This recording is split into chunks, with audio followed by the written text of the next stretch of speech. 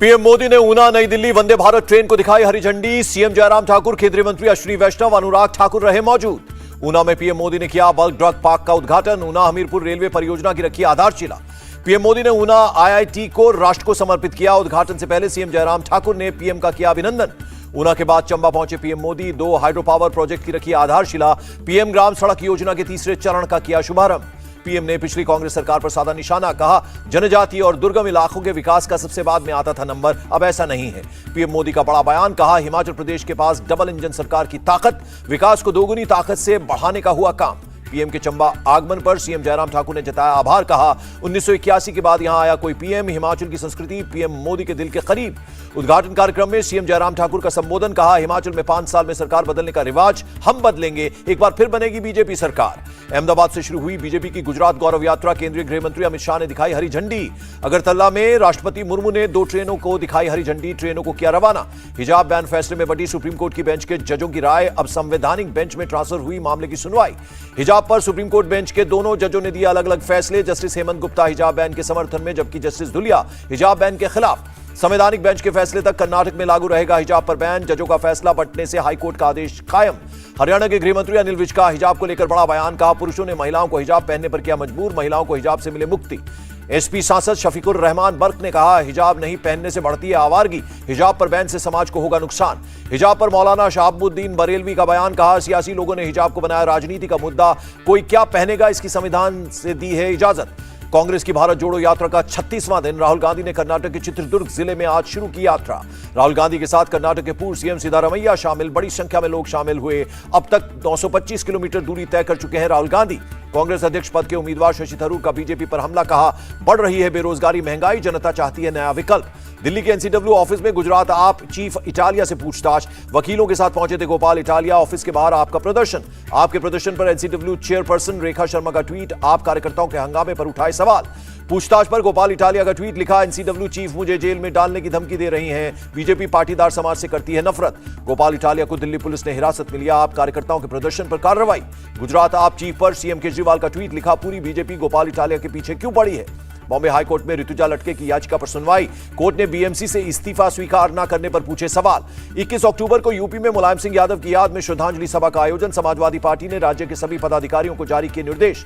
Washington DC में वित्त मंत्री निर्मला सीतारमण ने G20 देशों के वित्त मंत्रियों से की मुलाकात, कई इंटरनेशनल संगठनों के प्रमुखों के साथ की back to back meetings. Nirmala Sitharaman ने FATF चीफ राजा कुमार से भी की मुलाकात, कई मुद्दों पर हुई बात। भूटान के वित्त मंत्री से भी मिली निर्मला सीतारमण, भूटान ने कई प्रकार की मदद के लिए भारत का दिया धन्यवाद। गैर स्थानीय लोगों को निवास प्रमाण पत्र पर भारी विवाद, जम्मू प्रशासन ने वापस लिया आदेश, 1 साल तक रहने वाले लोगों को डोमिसाइल देने के लिए तहसीलदारों को किया गया था अधिकृत। जम्मू कश्मीर के गुल रामबन में सुरक्षा बलों को बड़ी कामयाबी, भारी मात्रा में हथियार और गोला बारूद किया बरामद। पंजाब के मोगा में कई जगहों पर जलाई जा रही है पराली, डीसी बोले लिया जाएगा सख्त एक्शन, सरकारी नौकरी वाले परिवारों को दिलाई गई पराली ना जलाने की शपथ।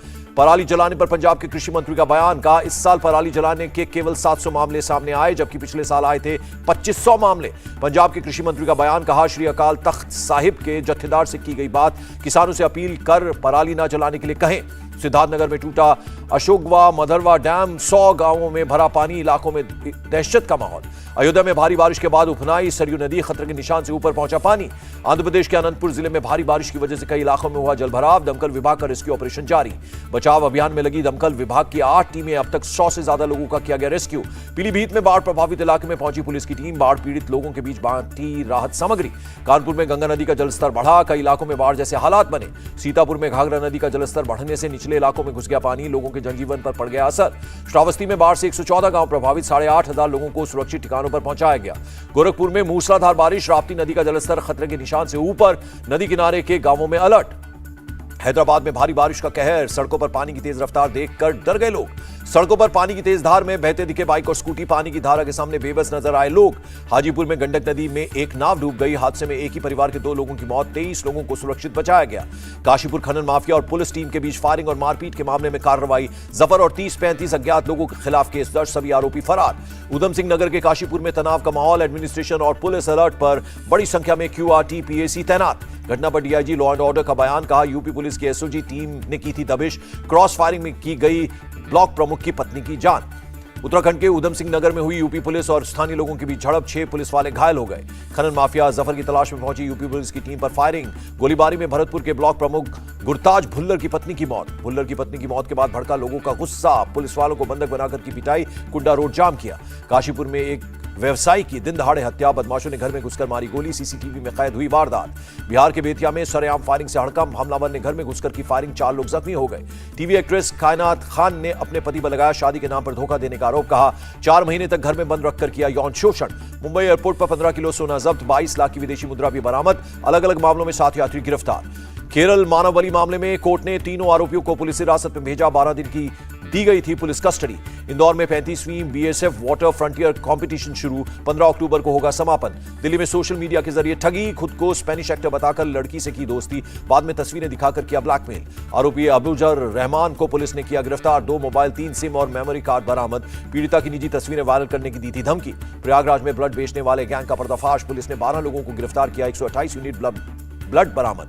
गरीबों को पैसे का लालच देकर निकालते थे ब्लड, अस्पतालों में 7 से 10 हजार रुपए प्रति यूनिट बेचते थे। पटना में एक स्कूली लड़की के साथ गैंगरेप की वारदात, शिकायत पर पुलिस ने एक आरोपी को गिरफ्तार किया, दूसरे की तलाश जारी। बरेली में ड्रग्स डीलर के सहयोगी फैयाज हुसैन पर प्रशासन का शिकंजा, 2 करोड़ 67 लाख रुपए की अवैध प्रॉपर्टी जब्त की।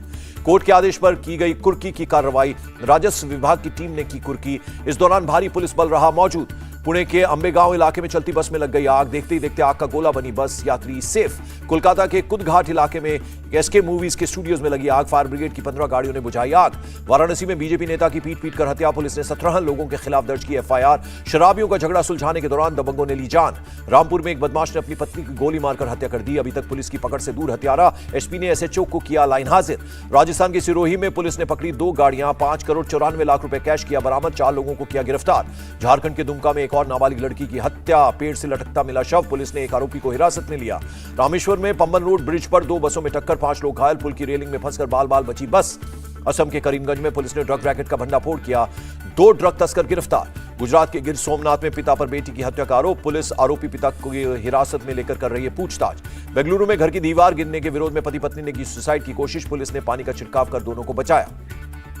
शामली में पुलिस इंचार्ज के साथ की गई गाली गलौच और मारपीट के आरोप में 2 लोग गिरफ्तार, दोनों को न्यायिक हिरासत में भेजा गया।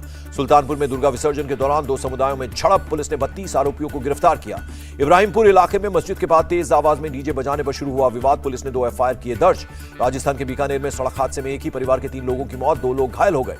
नोखा रोड पर तेल टैंकर और ऑटो में हुई टक्कर, ऑटो में सवार एक शख्स की मौके पर हुई मौत, 2 ने अस्पताल में तोड़ा दम। क्रीमिया के चर्च ब्रिज की मरम्मत की सैटेलाइट तस्वीरें जारी, 8 अक्टूबर को रूस के क्रीमिया से जोड़ने वाले पुल पर हुआ था धमाका। संयुक्त राष्ट्र महासभा में यूक्रेनी इलाकों पर रूसी कब्जे के खिलाफ प्रस्ताव पारित, वोटिंग में भारत नहीं हुआ शामिल। यूएन में प्रस्ताव के पक्ष में 143 सदस्यों ने और विरोध में 5 देशों ने वोट किया, जबकि भारत सहित 35 देशों ने वोटिंग में नहीं लिया हिस्सा। मॉस्को पर वोटिंग से पहले रूस ने किया अपना बचाव, कहा यूक्रेन की सहायता के लिए नहीं बल्कि रूस को नुकसान पहुंचाने में लगे हैं पश्चिमी देश। फ्रांस के राष्ट्रपति इमैनुअल मैक्रोन ने यूक्रेन को दिया भरोसा, जल्द ही और तोप, राडार और एंटी एयरक्राफ्ट मिसाइल की होगी सप्लाई। यूएन में भारत ने पाकिस्तान को लगाई लताड़, कहा पूरा जम्मू कश्मीर भारत का अभिन्न हिस्सा, पाकिस्तान बंद करे सीमा पार आतंकवाद। रूस यूक्रेन वार पर यूएन में भारतीय प्रतिनिधि रुचिरा कंबोज का बयान, कहा हमारे पीएम ने साफ कहा कि दौर युद्ध का नहीं है, कूटनीति और बातचीत से हो समाधान। यूएन में विकासशील देशों की चिंताओं को भारत ने रखा सामने, कहा रूस यूक्रेन संघर्ष के नतीजे भुगत रहे कई देश, तेल, खाना और उर्वरकों की सप्लाई टूटी। सऊदी अरब के खिलाफ कार्रवाई करेगा अमेरिका, ओपेक प्लस गठबंधन के तेल उत्पादन में कटौती की योजना की घोषणा के बाद फैसला। उत्तर कोरिया ने लंबी दूरी की स्ट्रेटेजिक क्रूज मिसाइलों का किया परीक्षण, 2000 किलोमीटर की दूरी पर भेदा टारगेट। नेपाल में बाढ़ और लैंडस्लाइड से 35 लोग बह गए, दर्जनों लोग लापता, एनडीआरएफ की टीम इलाके में तैनात। आईएमएफ के उप निदेशक ने की भारत के डिजिटल कैश ट्रांसफर स्कीम की तारीफ, स्कीम को बताया लॉजिस्टिक मार्वल। 2 साल में इंटरनेशनल मार्केट में 300% बढ़े एलपीजी के दाम, भारत में सिर्फ 72% बढ़े, घाटा भरने को केंद्र देगा ग्रांट। पेट्रोल, डीजल और एलपीजी की कीमत हो सकती है कम, केंद्र सरकार ने तेल कंपनियों को 22,000 करोड़ की वन टाइम ग्रांट को मंजूरी दी। डोनाल्ड ट्रंप के ऐप ट्रुथ सोशल पर से गूगल ने हटाया बैन, प्ले स्टोर पर उपलब्ध हुई ऐप कंटेंट को लेकर नियमों का पालन नहीं करने पर हुई थी कार्रवाई। विशाखापट्टनम में फ्रांस के राजदूत ने किया एमरेज प्लांट का उद्घाटन, औद्योगिक इस्तेमाल के लिए हीट रेजिस्टेंट बाइंडर मटेरियल के उत्पादन में सक्षम। महिला एशिया कप क्रिकेट के फाइनल में पहुंचा भारत, भारतीय लड़कियों ने पहले सेमीफाइनल में थाईलैंड को 74 रन से दी मात। डिस्कस थ्रोअर कमलप्रीत कौर पर लगा 3 साल का बैन, प्रतिबंधित दवा का इस्तेमाल करने पर कार्रवाई। जाह्नवी कपूर ने सोशल मीडिया पर शेयर किया आगामी फिल्म मिली का टीजर, -16 डिग्री में फंसी नजर आई जाह्नवी। अनन्या पांडे की फिल्म खो गए हम कहां की शूटिंग पूरी, अनन्या ने सोशल मीडिया पर शेयर की तस्वीरें। इंडिया टीवी हर वक्त हर जगह डाउनलोड करने के लिए सर्च करें India TV news Google play store या ऐप स्टोर पर।